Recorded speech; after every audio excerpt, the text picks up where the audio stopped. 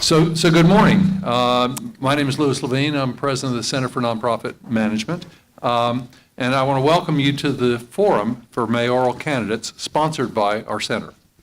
8 years ago, we held a similar forum, and we thought it helped create an understanding between the candidates and our nonprofits about key issues facing Nashville.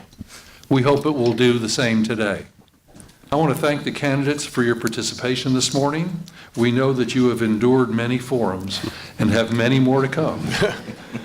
What's unique about this morning, as much as we can make any of these unique, is that we have a group of nonprofit leaders who will want to partner with you to make a difference in this community. One of you will indeed be the next mayor, and we stand ready to work with you, collaborate with you, and sometimes even guide you to make Nashville a better place for all our citizens. Now for the ground rules for this morning. We were kidding beforehand that each candidate gets 60 minutes and we can figure out who goes Settle first, in. Right? We actually have 90 minutes for the forum, and we will begin with a 60-second statement by each candidate, which can be a self-introduction and tell us why you're running for mayor. Then I'll ask questions that have all been submitted by our CNM members over the last couple of weeks. Candidates will have 90 seconds each to answer these. Finally, we will enable each candidate to close the sale, again, each in 60 seconds. David Grider is our timekeeper.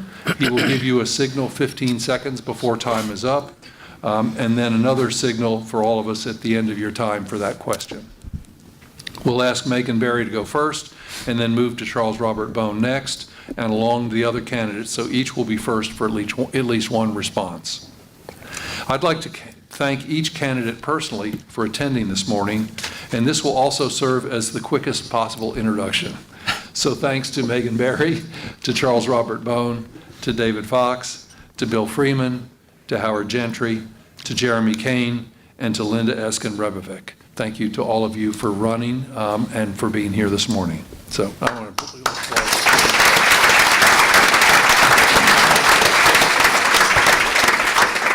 Now let's begin by asking Megan Berry to give her personal introduction. Thank you, Louis. And there's only 52 days until early voting, but who's counting? Many of you in this room I know. I've spent the last 7.5 years on the Metro Council, and we have come across each other's paths that way. I also serve on the board of the Center for Nonprofit Management, and I'm on the executive committee of the Homeless Commission. So when I looked back and thought about this forum, I thought there's going to be issues that we're going to talk about today that we talk about at all the forums, and I look forward to it. We're going to talk about transportation, we're going to talk about education, we're going to talk about economic investment, affordability in our neighborhoods, and all the while making sure that Nashville stays a warm and welcoming place. But when I was thinking about this forum, I was thinking about my own personal experiences. And I thought back to the 90s when I was the director for corporate social responsibility. And I thought about the time that we spent our energy trying to put together models to measure impact. And what I want to talk about today specifically is how the not-for-profit community has advanced so far in making those impacts and knowledge available so that we can have better outcomes. So that's what I look forward to talking with you today. Thank you. Thank you. Charles Robert? Good morning. I'm Charles Robert Bone. Let me give you a little bit about my background. I grew up, I was born in Madison at Memorial Hospital. I grew up in Hendersonville and then went to Good Pasture to school in Madison, 1st through 12th grade. Met my wife there in junior high, who's from Donaldson. Went to Rhodes College in Memphis and came back to law school at Vanderbilt. In addition to being involved politically and civically, I've been an entrepreneur, a business owner, and an attorney. As part of my law practice, I had the opportunity to represent the Music City Center and to see firsthand that the business of Metro government is a hard, complicated $1.9 billion business that doesn't just run itself. In fact, there are decisions made there all day, every day that have a tremendous impact on us individually, on our families, on the business climate, the nonprofit community, and our quality of life. I'm running for mayor because I want to see us be bold enough to sustain the momentum that we now have as a city, but responsible enough to begin to diversify that prosperity. Thank you. Thank you. David? If you're a curious person, I recommend running for office. I tell you, I've seen so many people here I've met in the past year just learning so much about the great things going on in Nashville. And today I've learned about services for ballet services for lower income children and medical equipment for children who need it and drug addiction services for women and children. I mean, this is such an entrepreneurial group right here. So my background's in business. I've been in business for about 30 years, starting and operating businesses, had a chance to be on the school board.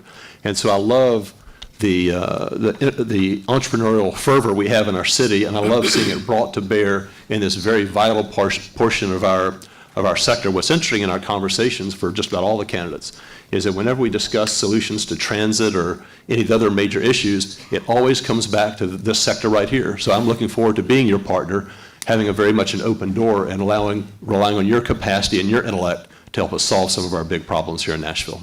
Thanks. Thanks. Bill? Lewis, thank you very much, and for the board and all of you participating and attending here today. I know you didn't have anything else to do this morning, so I appreciate you being here. My company, Freeman Webb Company, my partner Jimmy Webb and I met doing charitable work in the Junior Chamber of Commerce. We've chaired the Clinic Bowl, the Summer Auction, the Action Auction, all the activities that we do in our company and causes we support. Our company was built out of that charitable work in the community. We worked in charitable activities then, we do so now. We've been a generous contributor to many of the organizations that are involved here today, and I'm just delighted to be here. You are the lifeblood of our community. You are what makes Nashville special. You know, we're not called the volunteer state for nothing. I appreciate everything that each of you do in our community to make Nashville a better place to live. Thank you. Howard? Yes, good morning.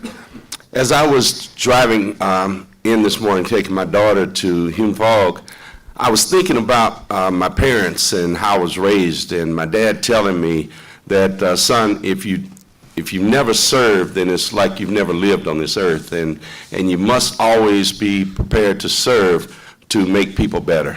And so I had my daughter to start writing, listing the boards and foundations that I have served on in Nashville during my lifetime. This is my parents' fault.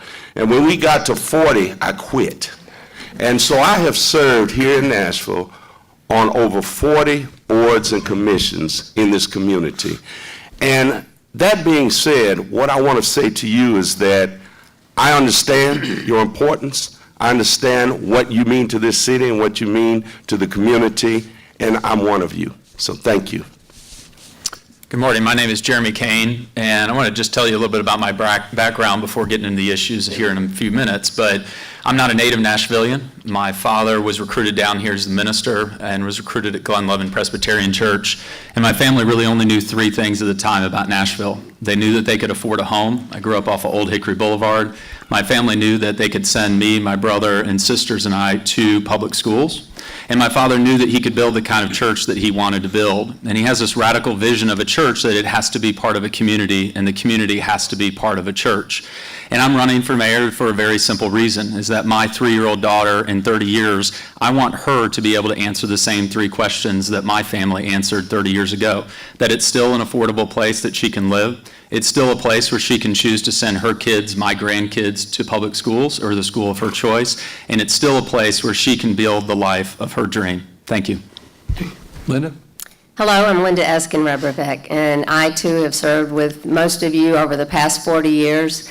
As you know, I'm a member of the Eskin family, 4th generation, and so I grew up being so honored and privileged to have a family and parents who taught me that you give back, that life's most rewards come when you help others and when you serve others. And so while I've had a great professional career, I'm most proud of the work that I have done in this community across many boards, from the civic responsibilities, helping out with the Rotary and the Technology Council and the Entrepreneur Center, to helping women's organizations like Women on Corporate Boards, like Cable, like the Women United in Giving, to the University and Faith organizations, and to Health and Human Service agencies, United Way, Community Foundation, Leadership Nashville. I am excited about partnering with you and continuing to grow this city to be livable for all of our families. Thank you. Thank you. I'd like to follow up on what some of you have already said by asking the question, what 2 or 3 nonprofits have you spent the most time with, and how did you interact with them on behalf of the community? And let's start with Charles Robert. Not to pander, but having had the opportunity to sit on the board of the Center for Nonprofit Management and the executive committee, I asked for that. clearly that would be the first. And I will say, having been involved with the center gave me a great appreciation for both the power and the reach of our nonprofit community. And Lewis referenced the economic impact study.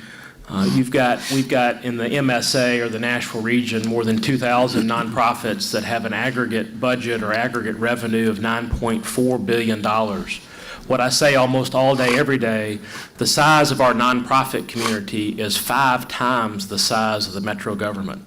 And so certainly being involved with the Center for Nonprofit Management gave me a great opportunity to see firsthand the power and the reach of what all you all do. And regardless of the issue, whether we say it's education, whether it's domestic violence, whether it's poverty and homelessness, whether it's even transportation or jobs, each of your nonprofits interacts with those issues and has an overlap on each of those issues that are major issues for the city. Let me also add, I had opportunity to serve on the board of Best Buddies, which is a nonprofit that helps put mentors in the schools for those who are intellectually and physically disabled. It's a fantastic organization, as well as chaired the Sumner County Adult Education Literacy Council for 15 or 16 years. David? Yes, I've been on the boards of a few of the nonprofits around here. I was involved with the American Parkinson's Disease Association. My mother had Parkinson's for 18 years, and it was a kind of a support group for patients who had Parkinson's disease. Also spent some time with a small one, the Mark North from the school board did, called the FANS, to support public school athletic activities.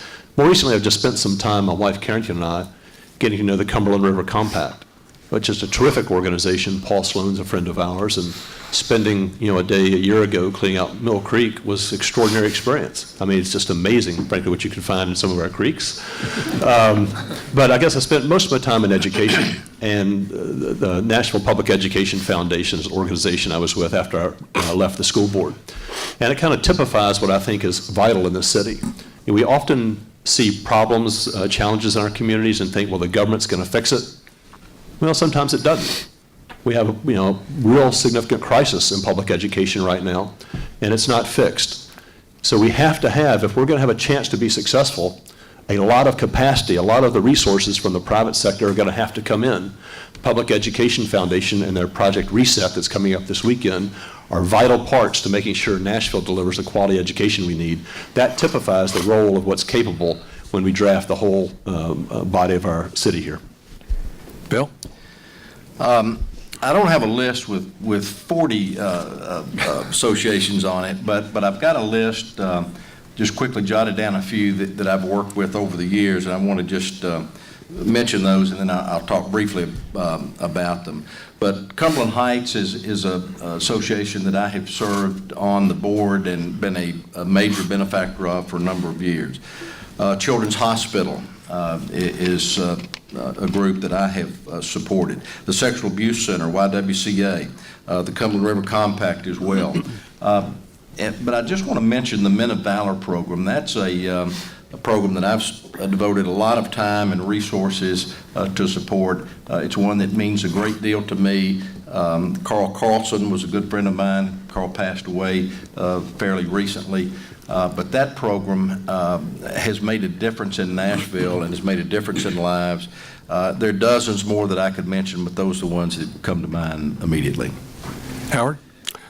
Yes, well, 3 that I will list is, one is Boy Scouts of America. I've been on that board over 22 years, and I helped to start Scout Reach, which is a program that provides scouting for inner city youth who cannot afford scouting, and we're up to over 2,000 youth now that we provide that opportunity, and that transcends everything. It transcends crime, it transcends education. role modeling, mentoring. And so it is just a wonderful program for young men in the inner city. So that is, and I also chair for the second time the Nashville District, which is the district that most of our inner city youth reside in. Also, I've been on the FRISC board for over 15 years, and that's the FRISC board, and it is, I actually chair the Community Development Council, and that is the council that ensures that we are reaching out to the entire city so everyone can experience the wonders of art in this city. And so we've been very effective in that. And also the Key Alliance, which is with the Homeless Commission, and I am the founding chair of the Homeless Commission. I'm the founding chair of the Key Alliance, and proud to say that as a result, we're in government now, and we're housing over 900 homeless people. Thank you. Jeremy? Yeah, I think I have the unique perspective of having started a nonprofit and grown it. And so I think the lessons that I've really learned is the courage it takes, the risk that it takes that many of you in this room have taken yourselves. When I was tutoring after school in North Nashville, I saw kids who weren't lucky enough to get a great education. And something started burning inside of me, and to the point where my wife asked me those magical words, were, what are you going to do about it? Needless to say, she didn't know that the next answer to the question was, well, I think we should mortgage our house and start a charter school. But that's that burning desire that I think many of you in this room, and that burns across Nashville, is you see a challenge and you don't talk about it. You actually get up and go do something about it, and learned how difficult it is to start a business within a nonprofit sector, and reaching out to folks like the Center for Nonprofit Management, and many of you in this room that can support one another. And many of you supported me very early on in my journey. I learned how much more difficult sometimes it is to be a board member. I'm on the board of You Have the Power, and running for office, I've become the worst board member, so I apologize, Kathy, of making board meetings, but really figuring out how to get engaged and how to really serve from that different angle. And then the last one is the Sister Cities organization that my wife's been very involved in, that Heather Cunningham here is involved in, and being a spouse and seeing the reach of our nonprofit community, not just here nationally, but internationally. And as we continue to grow, is not just a national city, but international city. The nonprofit sector will continue to lead the way. Linda? What was important to me is to make sure that funding gets to you. At whatever cost we have to spend, whatever time I could give to make sure that happened. And so as you look at your organizations, many of you have seen that I have sat on the allocations committees of several of the largest across the community organizations, beginning my career day one at the United Way as a volunteer. And I saw that the allocation committee needed to become more open, become more inclusive, let more organizations in that had the opportunity to bring results and to help the community. And so I fought very hard to make sure that we built 30 years ago a process that was open and inclusive and was focused on outcomes and needs. And then carried that on into the Community Foundation in Middle Tennessee, where I also served on the allocations and steering committee, brought new processes to bring to them to help make sure that we got the funding where it needed to be. In addition to raising money across all of your organizations in particular events or in particular activities that I think are real important. Also, I want to mention that I helped found, the Entrepreneur Center, which is going to create that creative talent that we need and give people just like you, because this is the sharpest group of entrepreneurs I know, give other entrepreneurs the opportunity to start a company, make it successful, and fund it. Thank you. Megan? So the first not-for-profit that I got involved in was my neighborhood association, and then it was my child's PTO at his public school. And that set the groundwork for me to understanding the power of being able to be involved locally and to give back. And since Charles Roberts already pandered to Center for Nonprofit, I'll pick two others. I see Pat Shea here. I have the honor to serve on the YW board, and what that has crystallized for me is the power that government and not-for-profits can have when you partner together. If you look at what we've been able to do with domestic violence in Nashville and to move that needle, not only to make sure that we are addressing the needs of individuals who are who are suffering from domestic violence and are in situations, but we've been able to take a government entity and create wraparound services so that more not-for-profits can help serve that community. I've been very honored to be part of that. The other one that I wanted to mention is the Homeless Commission. That is a part of my Metro Council responsibilities, but being able to serve on the Homeless Commission and the power that we've seen with House Nashville, where we have been able in the last 2.5 years to house 900 individuals. Again, that power of collaboration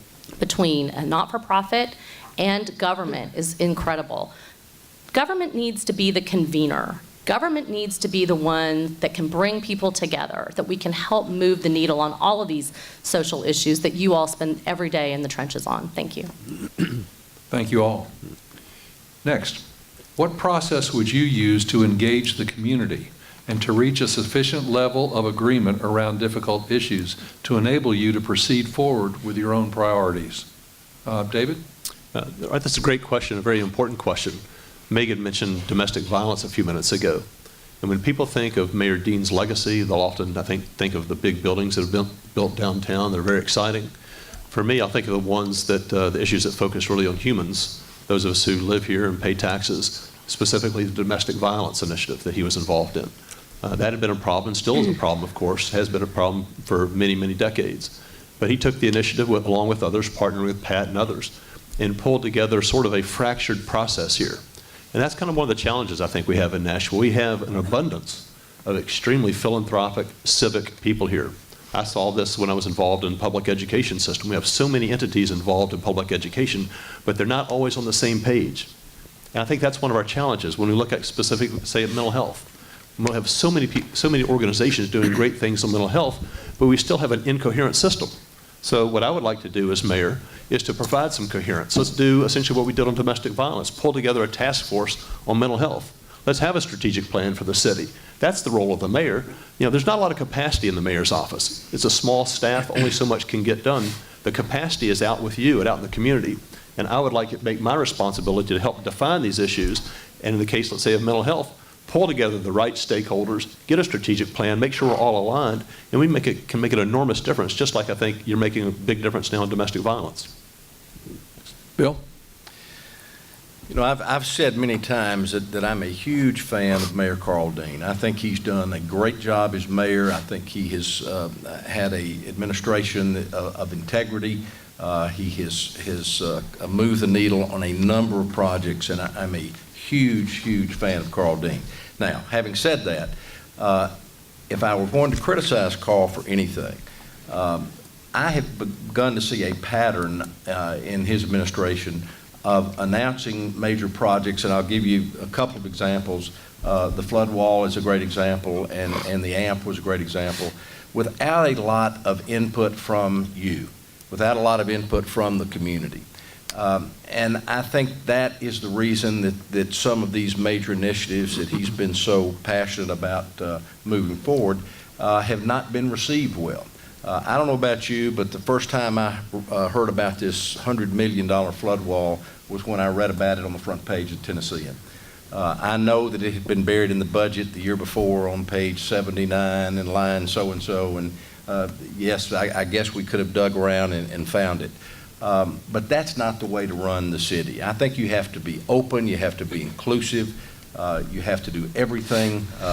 Everything has to be transparent, and I pledge to do that as mayor if I'm lucky enough to be elected. Thank you. Howard?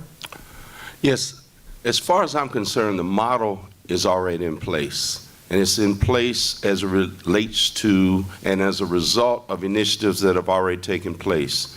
If you look at the Homeless Commission, what we did when I was vice mayor and Bill Purcell initiated it was we had a homeless symposium, and we brought hundreds of people together.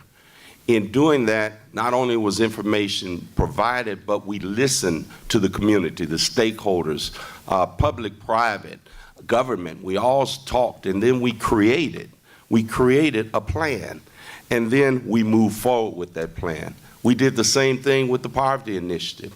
Over 500 of us came together, and we did the same thing, followed the same model. Then we created a plan to reduce poverty by 50%, and we move forward with it. I will continue that effort as the mayor of Nashville. You might not know this, but I was a consultant to Mayor Dean during the time I was at the Public Benefit Foundation at the Chamber, and I consulted our administration around poverty, homelessness, and adult literacy. So it's already in effect. We don't have to create a new model. We just have to make sure we continue that model, and I will do that as your mayor. Jeremy?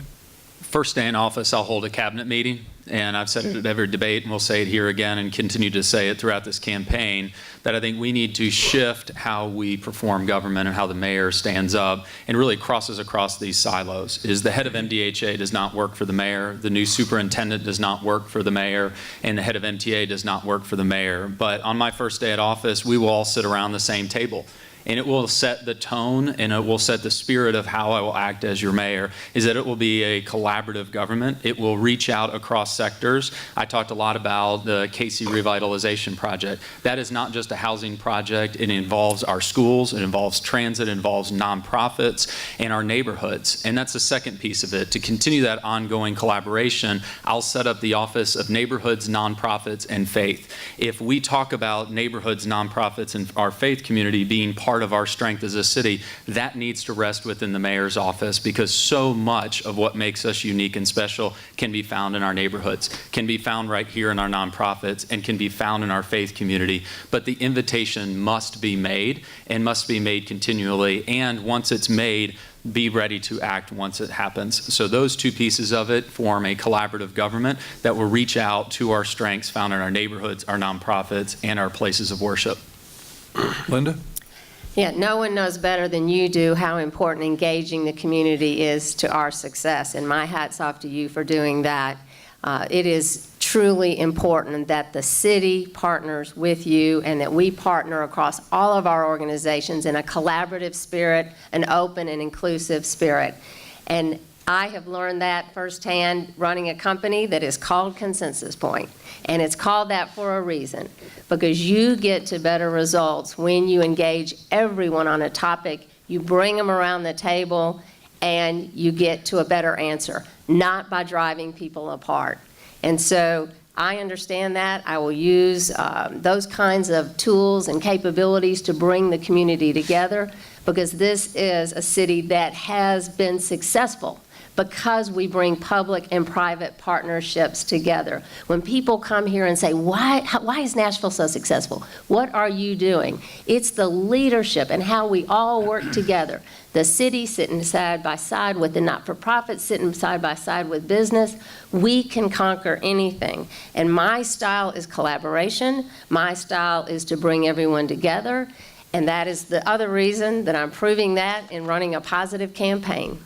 I have said that we don't drive people apart, we bring people together. And that's how I have learned to raise my family, to work with you, to build a career, to run my campaign, and how I'll run this city so that we will engage the community. Megan? As your next mayor, I already mentioned that I think that the role of government is to be a convening organization. One of the things that I see in this room is the power of all of these different organizations that can come together. We do have silos, and I think our challenge is to make sure that those silos are broken down so that we can work collaboratively together. I look at the Financial Empowerment Center as a great example. You have not-for-profit, you have grant money, you have the government involved in helping people get out of poverty. The success of the Financial Empowerment program has been such that we've got money in the mayor's budget this year to continue that funding. When we look at the outcome base that we need to think about, when we say, okay, what kind of dollars are we getting and what kind of a return are we getting on that investment? I think that's a great example. We're going after funding much more aggressively in my administration. There are grant dollars out there that we are leaving on the table. In my administration, we will have someone who has the responsibility for actively going after those dollars. I think ultimately the partnerships between the not-for-profit and government are key to addressing all of the issues in Nashville, from transit to education to affordable housing. And we have to say, who needs to be at the table? We have a housing crisis at the moment. The mayor's role is to say, who needs to be at that table and how do we solve that problem? And that's what I'll do. Charles Robert? So my preacher from time to time asks me, he'll say, as a congregation, what can we do to help the city of Nashville? And I'm embarrassed and frustrated because the response is, I don't know exactly what to tell him. I can guess and say that as a church, we ought to support Room in the Inn because they're doing great work around homelessness. Or we ought to adopt Bass Middle School, which is where we used to meet, because education is really important. But I cannot articulate for him what the vision of this city is and how our church can support the mission of its work.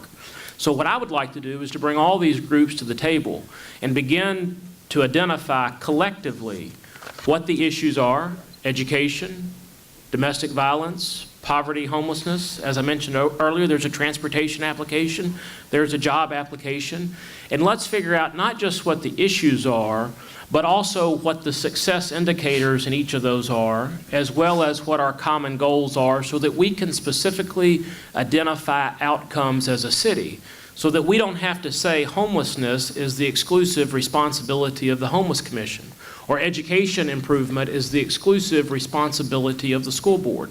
I've had the opportunity to meet with a lot of you all and to tour your nonprofits, and I usually end by asking you, could you do more with more resources? And if the answer is yes, that's on us as a community, not only to identify where we help, but to make these common objectives and common goals across the city.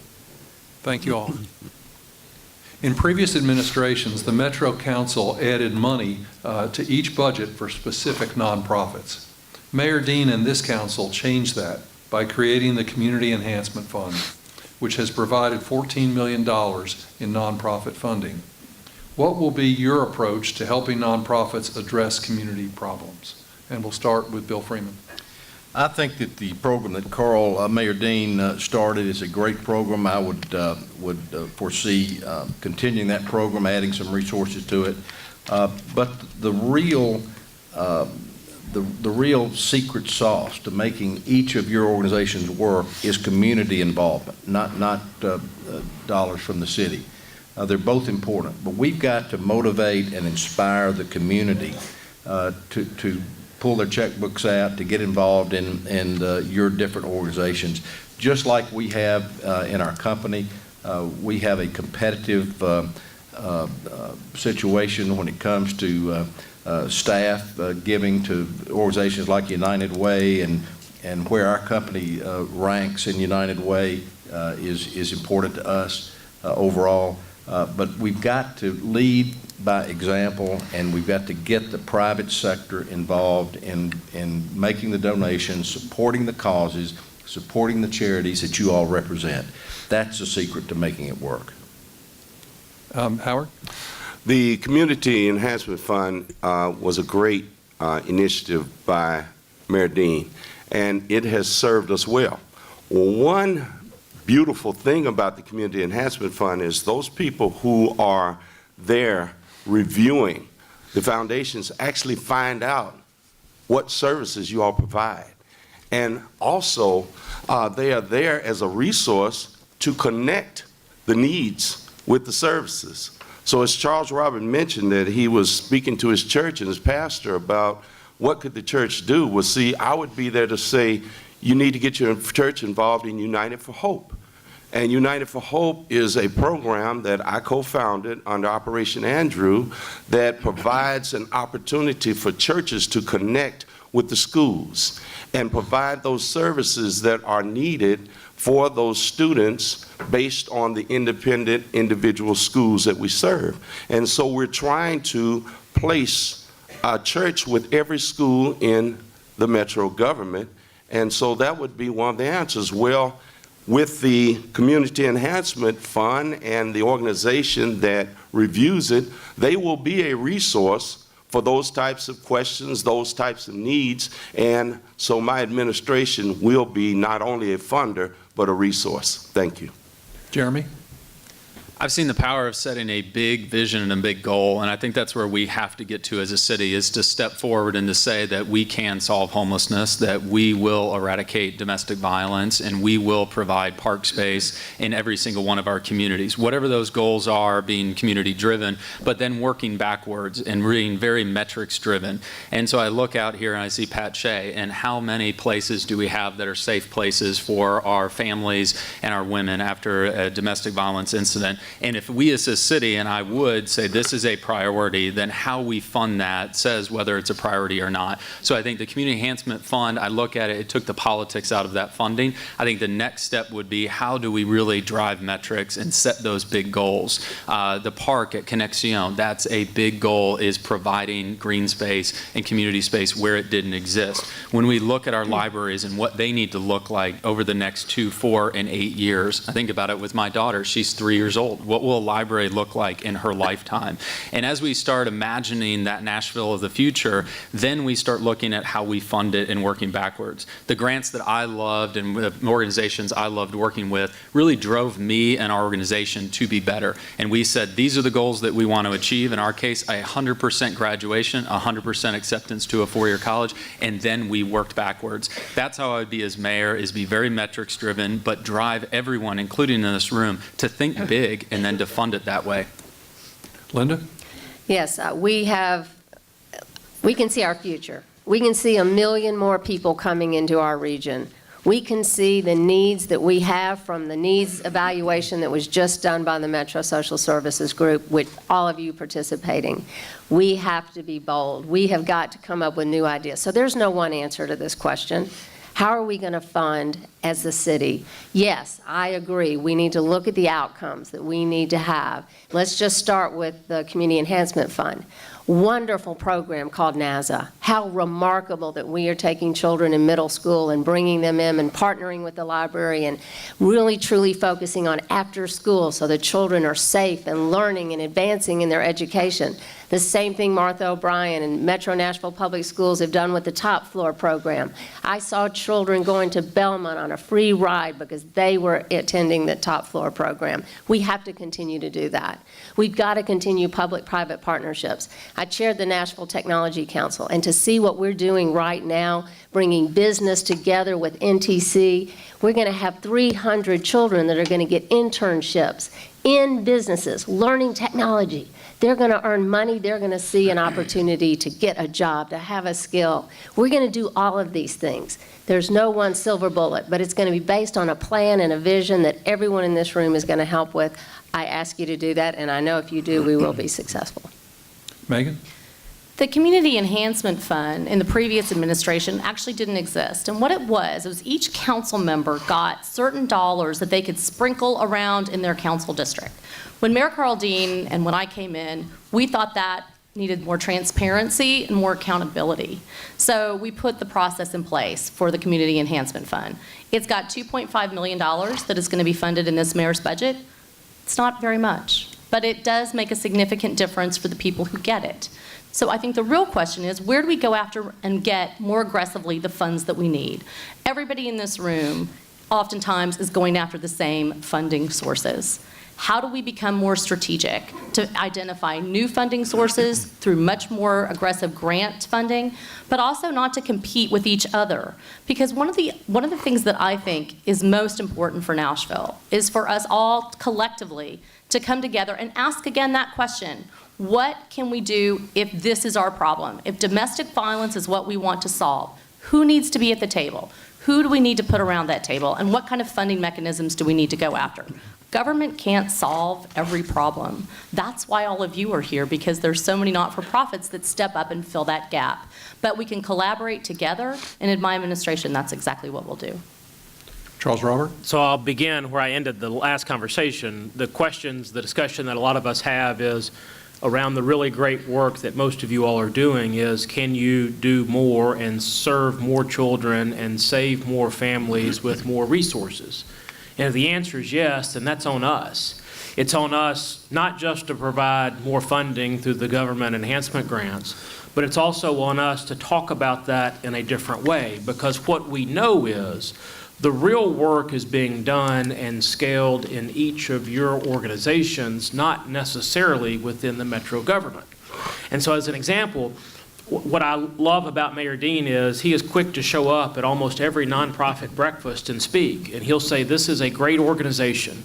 I volunteer for this organization. I personally give money to this organization. And at the end of this breakfast or this lunch or dinner, I would suggest that you do the same. But what nobody is ever able to do is to take the next step and say, you ought to support this organization because they are totally aligned with the vision of the city and they're supporting the mission of the school system or the mission of the homeless commission or what we're doing around domestic violence. I think that is our opportunity as a city. And what Howard said about United for Hope, I love that program because what we're saying at the end of the day, we have 700 churches in Nashville, 4 churches for every 1 school. What would it look like to have 4 churches or 3 churches adopt a school? David? You know, it's pretty easy to say we need to make government more accountable, and oftentimes we're right when we say that. But if you spend some time reading the audits that have been produced regarding the Community Enhancement Fund, they're short, they're quick, they're to the point, and they're really very good. And so I commend the council and Mayor Dean to set up a process that's working very well. Now, it's not a huge amount of money, but there's real accountability, and it's interesting to see which organizations have been dinged a little bit in their effectiveness or maybe some of their accounting issues. And so if you have a few minutes on your time, you might want to take a look at those. It's very well done. You know, in broad strokes, my inclination is always to partner with the private sector, and it's not just with the not-for-profit sector, but with the for-profit sector also. You know, my inclination when we have a service that we need to take care of is not to start staffing up and then kind of figuring out what our budget should be, but to see first is the private sector already addressing the issue. That's the approach I'm taking with transit, doing a lot of time exploring what the opportunities are there. And as you already know, in the education world, much of the most profound gains, especially for at-risk children, are being produced by our not-for-profit sector. So I just want to communicate that partnering with the not-for-profits in a very way that's accountable is a direction I'd like for us to proceed. Thank you all again. What is the role of nonprofits in our public education system? Do you believe they are being utilized effectively? And I'll start with Howard. Well, the role of nonprofits in our public education system is to support our public education system, to be a true partner. I'm on the Foundation for Public Education board. I've been on it since it started. I'm on the Alignment Nashville board, and so I'm one of those partners. And it's important that we do everything we can outside of the school system to make what's happening inside those walls as effective as it can be. And both of those organizations are doing great work. But it's not just the education organizations that will make the difference. It's the organizations that are dealing with poverty. It's the organizations that are dealing with safety. It's the organizations that are dealing with the communities and the neighborhoods where these children live. 70% of our students qualify for free and reduced lunch. That's below $22,000 a year. So if we work collectively to make those communities better, to make those families better, then those students will be better and they will perform better within the schools. Then the organizations around education that are doing their great work will be more effective. Thank you. Jeremy? This is something I spent a lot of time dealing with, and it was one of the things that I'm proudest of at LEAD is a number of partnerships that we were able to create. But the reality is it also took a lot of work. And when I look and visit a lot of traditional public schools, they're not set up to manage a lot of these relationships. And so we need to think about it as a school system, as a city, is how to invite more nonprofits and churches and neighborhood organizations into our schools, but also help manage those. And I think that's where, from the mayor's office, that Office of Neighborhood neighborhoods, nonprofits, and faith would really play that lead. But if we really look at it, I see Salome here, how do we really partner with our families and our organizations to provide that health care that our families are not getting in some cases? We saw it during the ice storm where some of our families were not able to be fed, and Second Harvest really stepped up and looked at it. One of the things that's key to my education platform is returning our school space to true community space so that we can have a Salome Health Center at one of our high schools or our community organizations that shares that space, so that Second Harvest can expand their community pantry so that students and families can come and get the food that they need. If we really think about what our schools are as true community centers, then that space becomes so much more innovative and creative than just something that exists to serve kids between 7 and 4, but becomes part of the community and the neighborhood and the lives of our kids and our families. Linda? The most important thing we will all do is give every child in this city an excellent education, because that affects everything about our city. It affects safety, it affects poverty, it affects success, jobs, everything. And so you know this. Education is critical, number one. Number two, keep doing what you're already doing. As I mentioned, the programs like Top Floor and College Zone, and what you do in the Adventure Science Center, what you do in the libraries, what you do in everything that not-for-profit does every day is important. But I also want to ask you to get behind the Public Education Foundation's effort called Project Reset. We have a chance now to elevate the discussion. And my hat's off to my cousin Annette Eskin for being the woman that started that organization and investing in it, because this is how we rally the whole community together.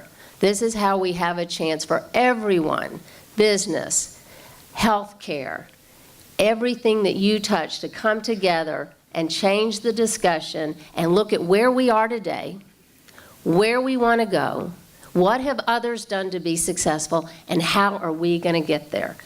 I know Nashville can do this, and as your mayor, I'm going to stand behind this organization and bring everyone together to make sure that we do reset the discussion and that every child from cradle to career is successful. Megan? Our education conversation is urgent. It's all hands on deck. And while there are definitely bright spots in our education system, there's a lot of opportunity for us to improve. And as your next mayor, I think that's a very important conversation that we in this room and others across the city need to lead on.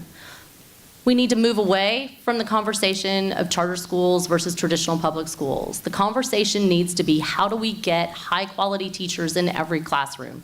How do we give principals autonomy? How do we make sure that our children are reading by 3rd grade, and that starts with pre-K? How do we make sure that our children are graduating from high school, going on to college, staying in college, and graduating from college? Those are the kinds of conversation as a city that we need to be having. Let me just highlight one with regards to pre-K. I've been talking about pre-K since I started this race. Pre-K, we know, if you go back to the investment component of where you have the biggest impact, if you spend $1 on pre-K, you get a $7 return over the course of that child's life. We know that if that child's not reading by 3rd grade, that child is not going to have the trajectory that we all want that child to have. For me and in my administration, there is a role for everyone in this room to help put forward our ability to have pre-K. We have Casa Asafran as a partner. After this, I'm leaving to go over to Bordeaux to see their pre-K program. We have the ability as a community to lead on this discussion, and I am willing to lead that conversation. Thank you. Charles Robert? When you consider that as many as 24,000 of our students may end the school year in a different school in which they started, and the correlation between that and lack of affordable housing, lack of efficient transportation options, that 73% of our children live in poverty and 2,900 of which are homeless, when you begin to understand those statistics, I think we're asking the school system to potentially outperform the odds. Now, that may not be an unfair request, but it ought to be one that we're brutally honest about as a community and one in which we all sign up for the responsibility of. This can no longer be the exclusive responsibility of that teacher, of that principal, the school board, or the school director. So, Lewis, to answer your specific question, yes, I think we're doing a good job engaging our nonprofits in education, but I think we're just scratching the surface on the real work that needs to be done. Because what we know, this is about more than what just happens in the classroom, and certainly we know that education is a journey that begins well before a child ever steps foot in the classroom and continues long after their high school graduation. So that if we're serious about this as a community, we have to all sign up for that responsibility and to develop those KPIs and goals along the way, from kindergarten readiness to fourth grade schools to high school graduation, but also to college completion. David? Yeah, public education in Nashville has been in a crisis for decades. This didn't just happen last week or last year or 10 years ago. This has been going on for decades. I think it's important to realize there's been smart people working very hard and diligently all this time trying to make a government monopoly successful, try to make it sing. And I support that. I support doing everything we can. When I was on the school board, I had a two-pronged agenda. Let's do all we can, provide all the resources possible to support our traditional schools. But let's understand, we have got to we need a solution that's much quicker than that. We're talking about our own children instead of other people's children. If we're talking about our own children who are stuck in an ineffective school, a 10-year turnaround plan is pretty much irrelevant. And what we've seen through our charter schools, we've seen a complete transformation. Children are on trajectories in their lives that were impossible 10 years ago before we had charter schools. I'm all for all these after-school activities. The NASA after-school activity is very important, but as we saw in Jeffrey Canada's Harlem Children's Zone, they spent a lot of money, did a lot of very valuable wraparound services, but until they created schools, in this case charter schools, that were highly effective, kids weren't getting out of poverty. And it's vital that we have a mayor who understands that. We have to both focus on the after-school activities, but unless the mayor is willing to spend unlimited political capital to hold the school board accountable, everything's going to fall off the rails. We've made progress the last 6 or 7 years, and I wanted to make sure it keeps on continuing. Bill? You know, I have been criticized for pointing out some of the success stories that have taken place in metro schools. We've got a lot to be proud of in our metro schools. There's a reason the President of the United States came to Nashville and spoke at a public school. There's a reason the First Lady came to Nashville and spoke at a public school. Now, I'm not ignoring the deficiencies and ignoring the problems that we have. We have to work on those, have to focus on them, and I've got some ideas to do that I'll share briefly with you. But I think we've got to give our schools a fair assessment. I tell the story often about speaking to a mayor in an adjoining county, and he told me that they spoke 2 languages in his school system, asked us to register that same question, and we speak 151 this month. He changes every month, different languages in our school system. We have a steep hill to climb. It's a tough job, but we're doing a good job. I think that the community schools are our best hope. Higher test scores, lower dropouts. This Community Achieves program, I think, may be part of the answer.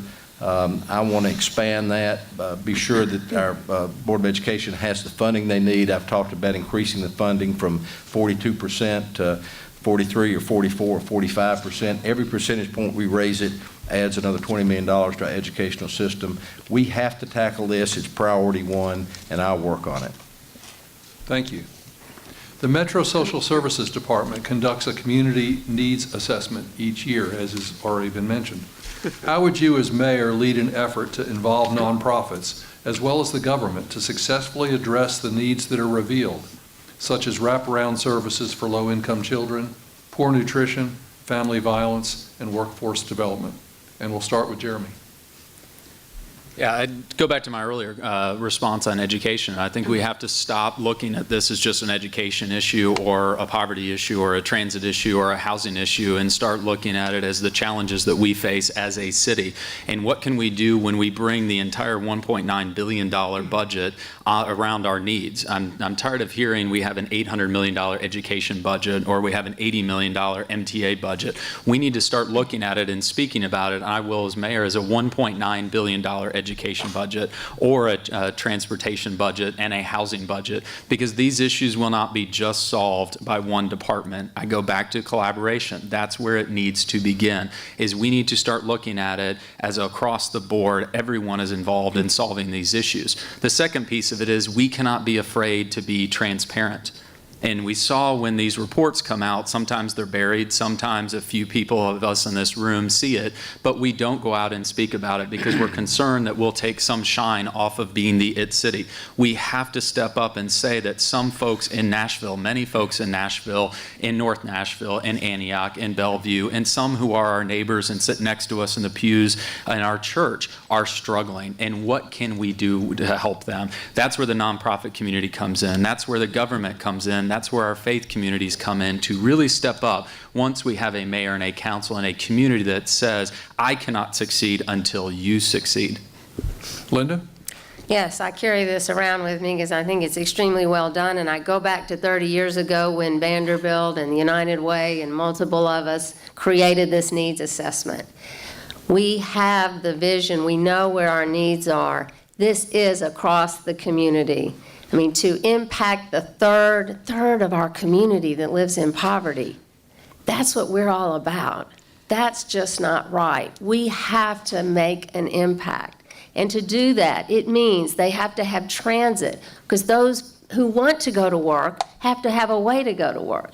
Those who need to take their child to the doctor, who needs to have their children in an after-school program. I have communicated a transit policy paper because we have got to start acting on this right now.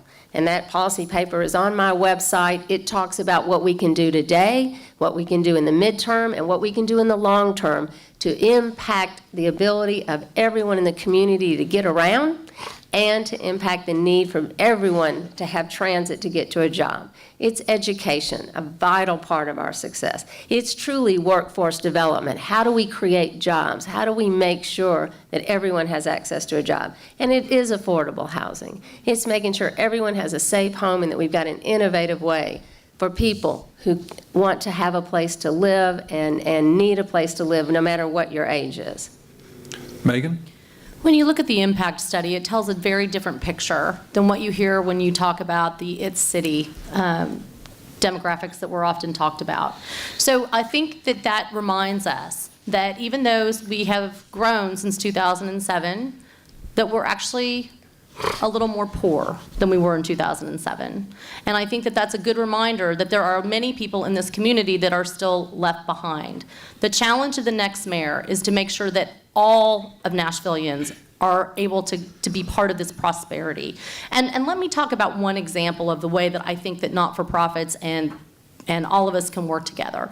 It's the Collaboration College. And one of the things that I have been very impressed with, again, I go back to what is the problem that we're trying to solve and who needs to be around the table in order to solve that problem. The Collaboration College has been an innovative way from the Office of Innovation through the mayor's office to say, we have a problem when it comes to homeless individuals. When they go into the hospital, where are they going to go after they're released? They don't have any home.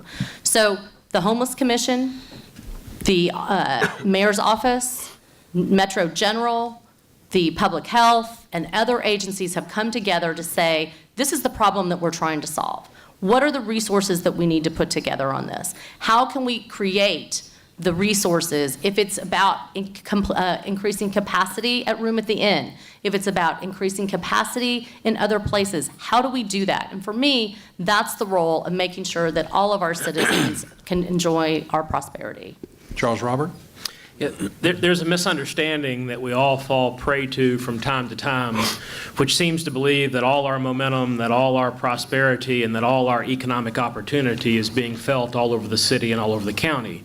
But you all know through the work that you do and the people that you serve, that's not true.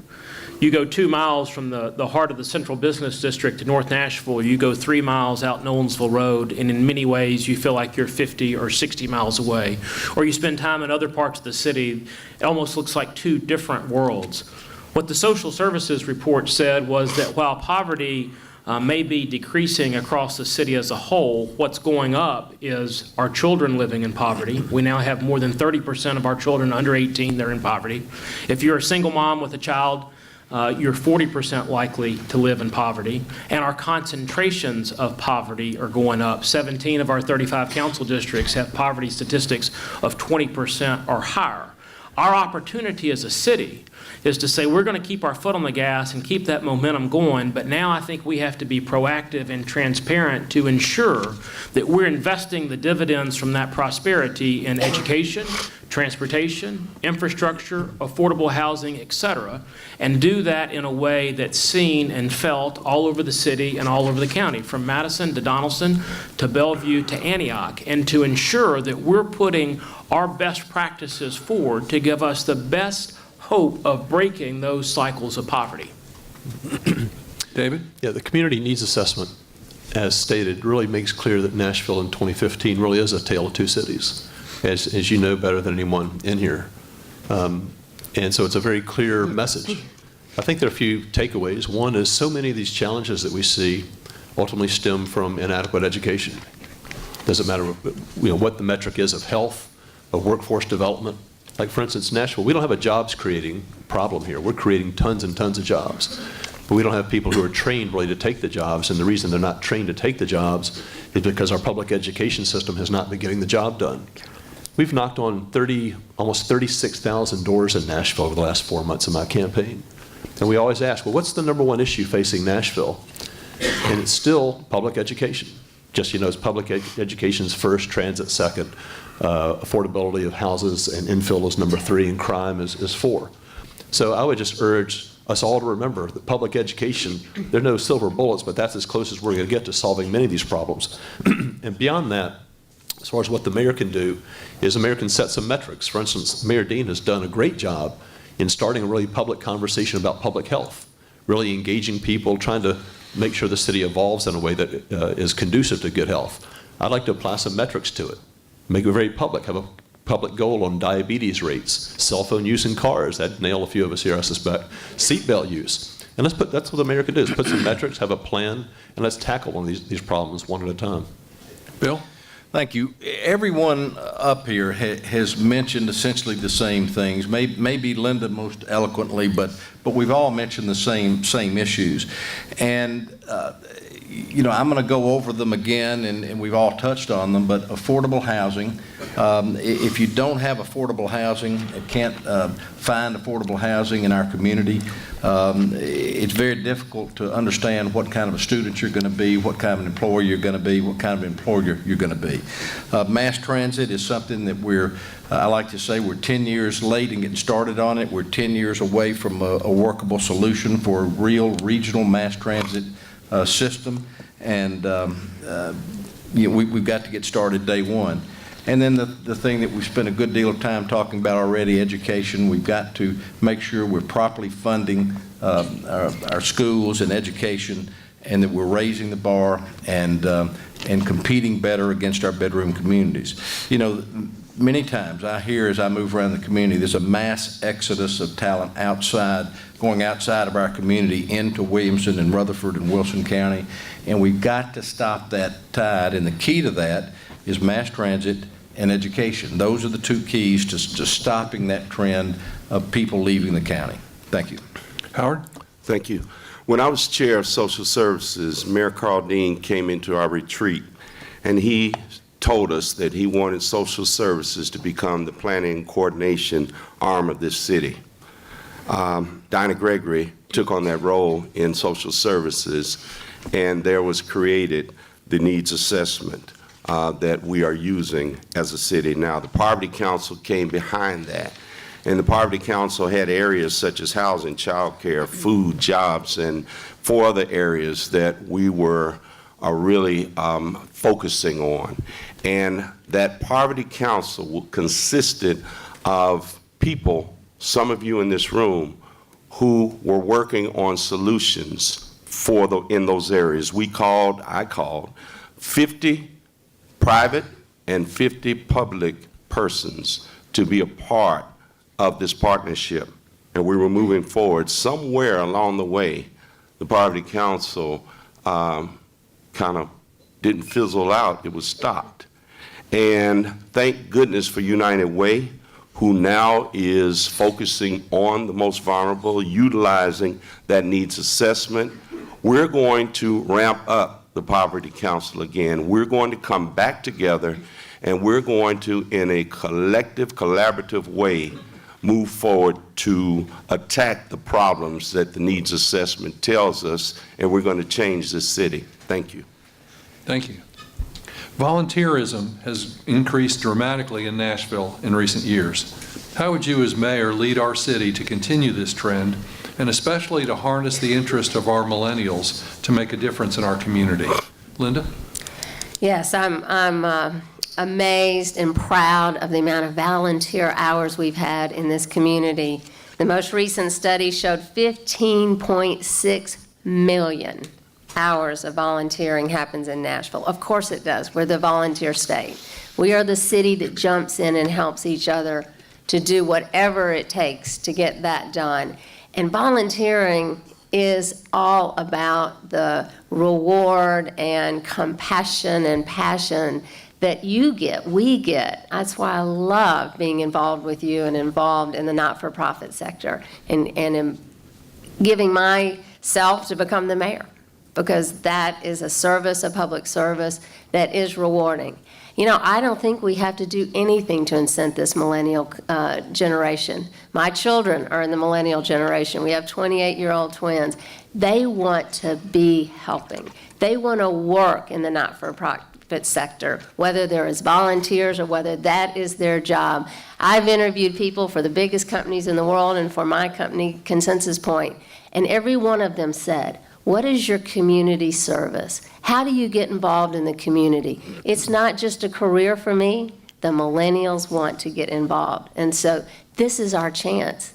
We've got the baby boomer generation that continues to want to help, and we've got the millennials coming in. So I look forward to working with them and with you to get another 15.6 million on top of the hours we have right now. Megan?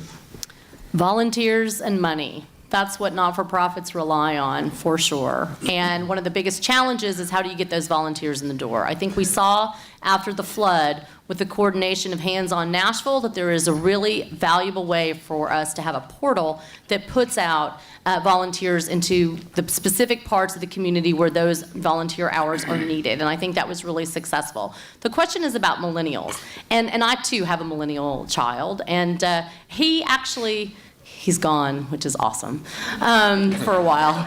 But he actually is a very, very committed with his friends to wanting to do good works. And one of the things that they are always talking about is this idea of social enterprise networks and how do businesses have an impact for good in the community. And they're interested in working for businesses that do that. My biggest challenge that I see with millennials is not so much getting them involved in the not-for-profit world, but getting them interested in politics. They seem to not be that interested in wanting to engage in that aspect of our community. I think our challenge is to not only just get them to the polls, but also to get them excited about local government, because they are the ones who are going to be our future leaders. So I see the real power of getting them involved in the not-for-profits. I think they're very interested, but I would love to throw down that challenge that we also get them interested in being involved in local government. Charles Robert? Volunteers and money, that kind of sounds like a campaign. So I think we're all familiar with that challenge at this point.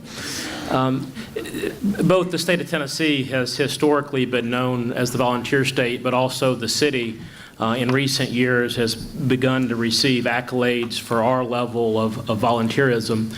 We know that one out of every 3 people, 16 or over, volunteers for some nonprofit on an annual basis. But I think our opportunity, I take even my teenage children, they want to understand why are we volunteering with this organization and how does that relate to the work of the city? What are the missions? Why have we chosen this?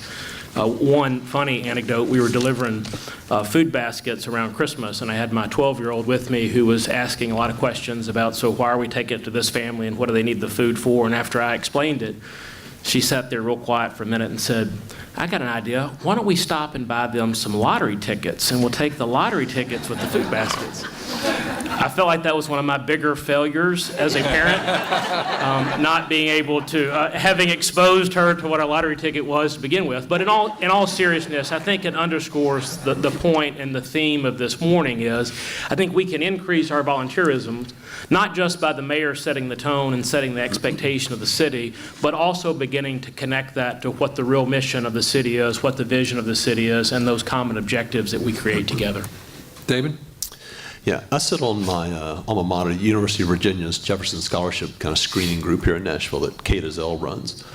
And every year I do it, it's encouraging, but also pretty depressing. I see these, 17, 18-year-olds who've, all started their 501c3s and changing the world and spending real amounts of time, giving back, being real volunteers. And I think back growing up in the 60s and 70s, me and my gang, we were, shooting hoops, watching Gilligan's Island, and weren't doing a lot for the rest of our community. So I think it's really been extraordinary 30 or 40 years how the consciousnness of young people, at least in my experience, has been heightened to give back for others. But one thing I would do specifically, just to kind of build on that, is there's a lot of room we have to engage our faith-based community. Churches, mosques, temples, they're all eager to engage their parishioners, their members of their churches or synagogues, to engage in volunteer activities. And I'd like to add some structure to that. I'd like there to be just regular meetings with our faith-based leaders to help provide opportunities, because, again, the capacity is not in the mayor's office, the capacity is outside the mayor's office. So that's one initiative that I would like to pursue to encourage volunteerism. Bill? Yeah, I'd like to start by saying that I hadn't heard Charles Roberts' lottery ticket story before. I think it's a great idea. I know it wasn't your idea, but your child's, but it was a great idea, and I just want you to know I think we need to think about that.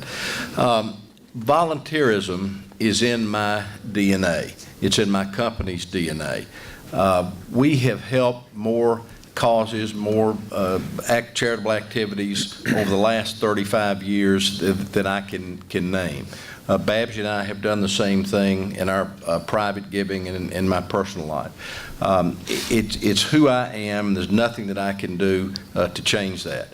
I think that what the mayor can do is preach that gospel to the community and encourage people, explain to them how important their individual giving is to the charity of their choice, through United Way, through whatever source they want to participate in.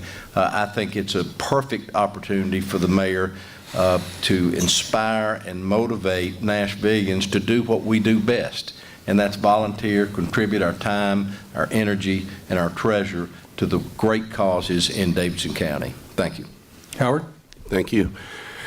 Every great thing that has been accomplished in this country has been on the backs of volunteers, even to our freedom as Americans. And so that's how important volunteering is to me. As I told you earlier, I was raised in a family that didn't just promote it, but also was an example of volunteering. And so I've been volunteering all my life, and it sounds like I'm on too many boards and commissions, but if you count up the years that I've had to volunteer, I could have done a lot more. The fact is, we have to lead by example. And as your mayor, I will lead by example, even if I have to put all my boards and commissions up on a wall and to say, hey, this is what I do. Our millennial people, our young people, want to trust us. They want to know that everything they do is important and matters. And you have to provide them the opportunity to do it, and you have to remind them of the great things that have been accomplished in this country that they are benefiting from as a result of volunteerism. So volunteerism will be huge in my administration, and it will be huge by being the example and also providing numerous opportunities. Thank you. Jeremy? I think there's two things I would do. Number one is that symbolic leadership that a mayor can provide. I think Mayor Dean has set a great record that all of us would want to follow, whether it's going for a walk or being out in the community, but it has to be more than just a ribbon cutting. And whether it's picking up a hammer and going to a Habitat site or restoring Nashville Together site, helping our aging stay in place. I've talked about it repeatedly. The mayor is a Metro employee. I would be honored to get my physical at Metro General. It sends a message that that is our city's hospital and that there are people and places that need volunteer help, but it's also safe for the mayor to go and safe for the community to go. So that symbolic leadership is critical. Number two, and this is something I really had to learn as a CEO. I'm 36. I'm not a millennial. I finally feel old. But we struggled and really fought for to create an organization, and as mayor, I would fight to make Metro government as innovative and energetic as our millennials. They are mission-driven. They do come in and they do not trust automatically. But as we look forward over the next 4 and 8 years, the retirement that will happen within Metro government, how do we inspire the millennials and our older generations like me and Gen X and Y to come into government and want to do that work, to give them a mission that says we can be the city that provides every child a great education. We can connect the city with a comprehensive transit system. We can house everyone who wants and needs a house. That's what's going to speak to the millennials. Thank you. I'm going to try to squeeze in one more question. David, let's do it at 60 seconds each instead of 90, and then we'll close. In Nashville's emergency management plan, there are specific functions that nonprofits are designated to fulfill in coordination with the city. How do you make certain that these nonprofits and Metro departments are prepared to work together efficiently during the next flood or other crisis? Megan? So much of crisis management is about crisis prevention and looking at what you need to have before you ever get to that crisis. One of the things that we have with our crisis plan is that we know who needs to be around the table depending on what the emergency is. And so many of those are part of our not-for-profit community. So for me, it's about continuing that plan. If you look at we've had conversations today a little bit about the flood. So the flood is a great example. If we have another flood, then who needs to be at that table? Well, first we need to make sure that we are getting all of our first responders as well as the not-for-profits that can address the food issues, the housing issues, and we only get 15 seconds. We are so used to 90 seconds. So anyway, with the crisis plan, what we have in place is as I mentioned, what you really need to do is have it in place before, and you know who needs to be around that table. Thank you. Charles Robert. Obviously, the city has received a lot of attention for its response to the flood, both locally and nationally, but we know that didn't just occur by happenstance. So one of the big questions I have today is if we experienced another flood or a tornado or an ice storm or, heaven forbid, an earthquake, would we be in the same position to respond as we did 5 years ago? And certainly there's a lot of lessons learned from the flood, a lot of what we've seen, on paper. But I want to make sure that we don't take what we thought was our success coming from the flood or coming from responding to these events for granted. And it's something that has to be continually updated. It's something that we have to engage each of those partners, several of which are represented here this morning, to ensure that that plan is not just updated, but we know can be implemented on a moment's notice. And that includes establishing those relationships when we're not in times of crisis. David? Yeah, thank you. In the many months when I was thinking about running for mayor, I was thinking about what are the challenges that the mayor faces. I was never stressed about how do you fix education or how do you fix transit or deal with affordable housing, all of which are extremely important challenges for us. But we have time, we have expertise, we move along at a good clip and come up with a plan we get buy-in in. You know, the pressure for the mayor is making sure you execute, the city executes when there's a crisis, as we saw with Mayor Dean. Every time I speak with a department head, that's generally what I focus on. It's not how are we going to create new policy, but what happens in the case of emergency. I think it was President Eisenhower, if I'm not mistaken, who made the distinction between, this is a rough paraphrase, but anybody can have a plan, but what makes all the difference in the world is planning itself. And so that's what my conversations are about. Anytime I meet with department heads, I want to make sure there's been plenty of planning and test runs of all of our crisis management approaches. And I feel good from what I've seen so far. Bill? I visited the Metro Motor Pool the other day, and as I was touring that facility, I was told that I was the only candidate that had been to the motor pool and been through this facility. And I said, gosh, the only candidate this year to do that? And they said, no, the only candidate ever to come by the motor pool. But one of the things that struck me as I walked through there was just the number of pieces of equipment that are out of service and that have been there for months. There were 4 or 5 pieces of firefighting equipment. There were several ambulances, all kinds of vehicles. We expect those technicians to maintain fire and ambulances, also dump trucks and pickup truck. Those services used to be separate. We've now combined them. I think there's a better way to do that, and we can be better prepared than we are today. Howard? Bill, I've been to the motor pool. It was just as criminal court clerk. We have a car that gets serviced there, so they didn't tell you the truth. You know, when I was vice mayor, we were hit by 9/11, and after 9/11, we had disaster training, and we came together as a government so we could be better prepared. Then the tornado hit while I was also vice mayor, and we were prepared as a government, but not as prepared as the nonprofits and the other agencies to come forward. But then we started meeting as groups within the nonprofits. When the flood hit, we were more prepared than we ever were after 9/11 or the tornado. Today, we're even more prepared, and I'm going to make sure, as your mayor, that the groups that are going to be responders and be involved will be together and know exactly what to do in times of crisis. Thank you. Jeremy? A mentor of mine always said, plan your plan and then work your plan. And I think we saw that happen in the flood, but I think we cannot plan for the last disaster. We've got to plan for the next one. And we've got to be open to say that we're a tourist attraction in a tourist city now. And talking with the police force and the fire department, they are actively planning for a terrorist incident. And God forbid it happens, but they are planning for that. And we as a city need to plan for that.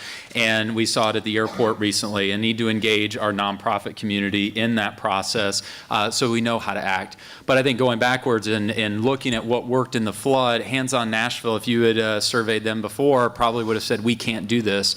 But they stepped up to the plate, they stepped in and really rallied the community because our churches and our nonprofits and our organizations and our schools really stepped up. So I think we have to have a table big enough to allow for some of that flexibility, to allow a plan to change, but make sure we're always planning going forward, but remain flexible enough to respond.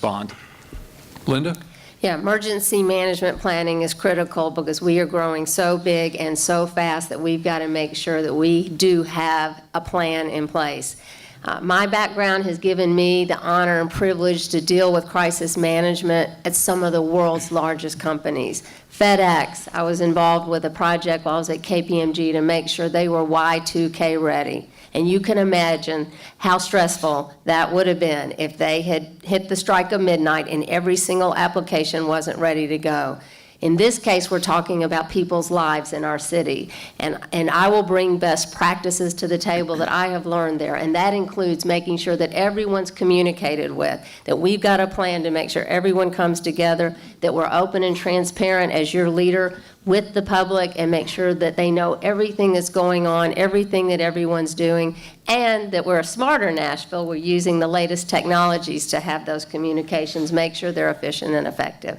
Planning is everything. Thank you. Thank you again.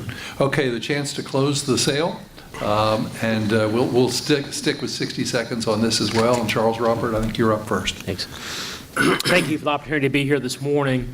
As a city, we've become known for our nonprofit community. Pound for pound, dollar for dollar, good boards, good resources. I think we have the best nonprofit community of any in the country. As we mentioned earlier, we've got more than 2,000 nonprofits in the region with an aggregate budget of $9.4 billion, as well as an export base of $2.7 billion, meaning we're attracting almost $3 billion a year from outside the region into our nonprofits.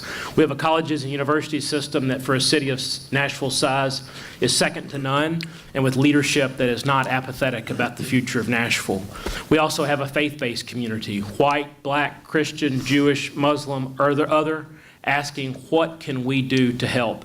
If you will elect me as mayor, I will not just welcome each of these groups to the table, but will actively bring these groups to the table so that together we can co-develop what those goals are and then collectively assume responsibility for the outcomes of what we have identified are important as a city. I am Charles Robert Bone, and I would appreciate your vote. David? Yeah, thanks, Louis. I've had the good fortune of living here, having a perspective of about 50 years on Nashville, and I've been blessed on the receiving end of a lot of good things. So kind of being an old Boy Scout, I think of the motto of leave your campsite better than you found it. Well, I want to see if I can leave the city better than I found it. When we look at Nashville and see how much growth we've enjoyed, and I'll say enjoyed is the right word, over the last 30, 40 years, it's astonishing that we could have grown as much as we have and still be a nice civil city.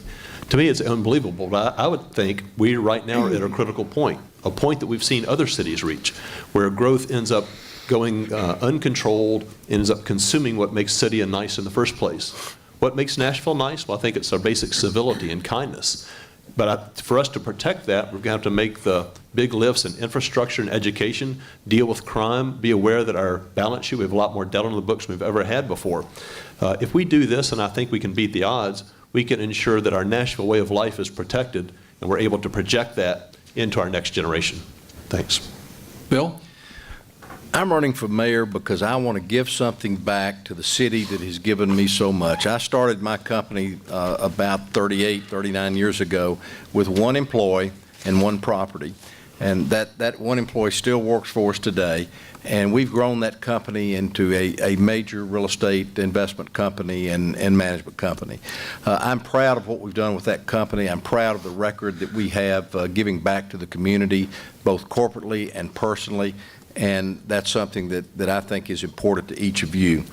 I think I'm uniquely qualified in terms of the affordable housing issue, in terms of mass transit. I didn't think the AMP was a solution, and many of the folks on this panel thought that it was. I think we need a bigger, bolder mass transit plan that connects the entire Middle Tennessee area. I think I'm the guy to lead that charge, and I'd ask for your consideration. Thank you very much.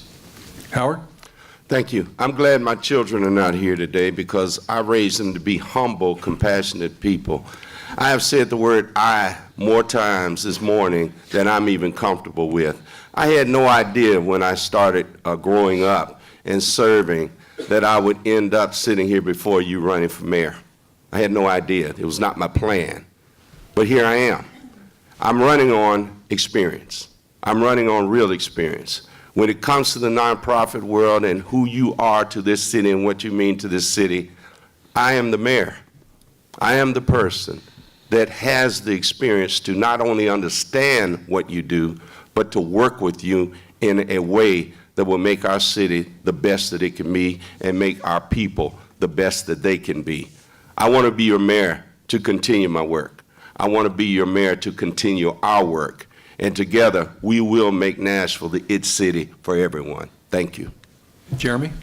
At its simplest, the job of a mayor is to wake up every morning, like you all in this room who are CEOs and executive directors, focused on getting results. I'm proud of the results that I got for our kids. I'm proud that 44 last year and 49 this year are now sitting in college campuses here in Nashville and across our country. But I'm prouder of the way that we got those results, through collaboration, through reaching out, through partnerships.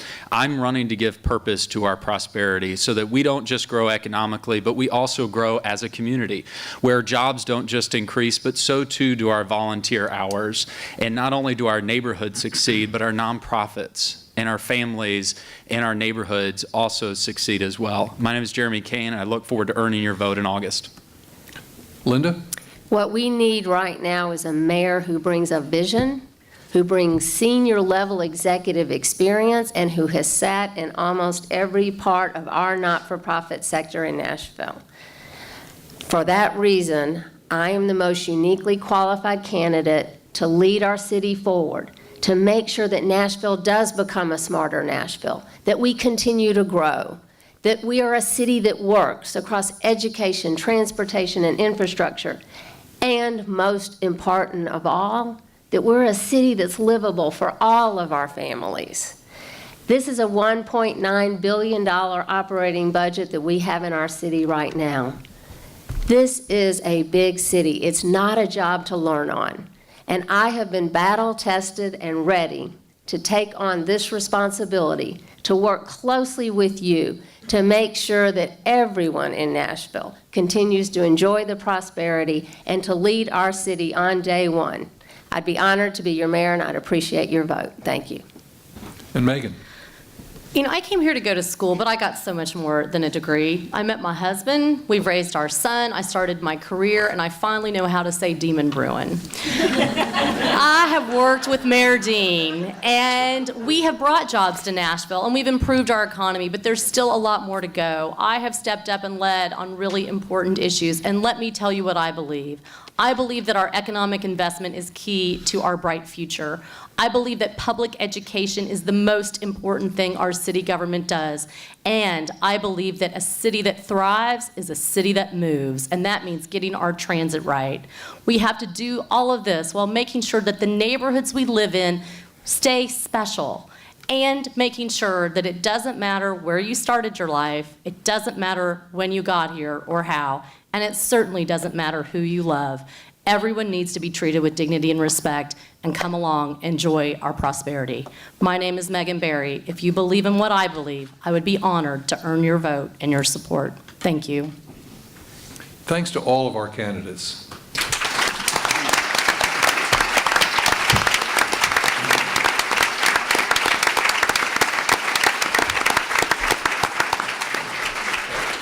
I hate to steal your phrase at the end, but I believe public service is the highest calling, and that frankly, mayor is the best job in the public service. So I wish all of you well. I actually wish all of you could be mayor, and we probably can't get that done. But on behalf of the nonprofit community, thank you for being part of this forum, and thank you for what you're doing this summer, and wish you all well. Thanks. Thanks, Louis.